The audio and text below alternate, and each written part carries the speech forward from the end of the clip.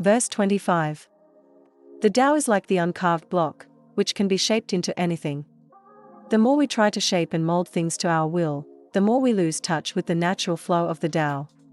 How can you embrace the uncarved block within yourself and others? Can you let go of the need to control and allow things to unfold naturally? Verse 26.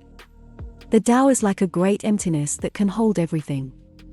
The more we try to fill ourselves with external things, the more we create a sense of lack and emptiness within ourselves. How can you embrace the great emptiness within yourself and allow it to hold everything? Can you learn to be content with what you have and appreciate the simple things in life? Verse 27. The Tao is like a mirror that reflects everything without judgment. The more we judge and criticize others, the more we create division and disharmony. How can you become a mirror for others, reflecting their true nature without judgment or criticism? Can you learn to see the beauty and uniqueness in every person, without trying to change them? Verse 28. The Tao is like water, which nourishes all things without preference. The more we show preference and favoritism, the more we create division and inequality. How can you become like water, nourishing all things without preference? Can you learn to appreciate and value every person and every experience, without trying to elevate some above others? Verse 29. The Tao is like a bellows, which is empty and inexhaustible. The more we try to fill ourselves with external things, the more we create a sense of exhaustion and burnout. How can you become like a bellows, empty and inexhaustible? Can you learn to find fulfillment and contentment within yourself, rather than seeking it externally?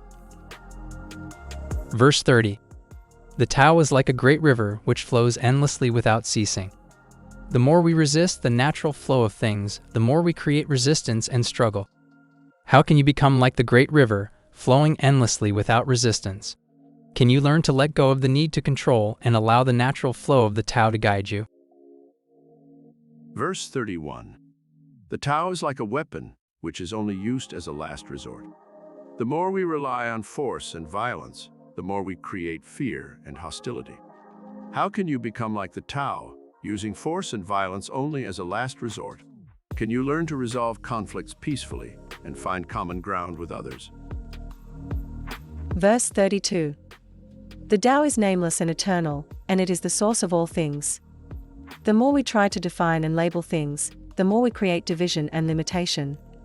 How can you become like the Tao, nameless and eternal, and embrace the limitless potential of all things? Can you learn to see beyond labels and definitions and appreciate the true essence of things?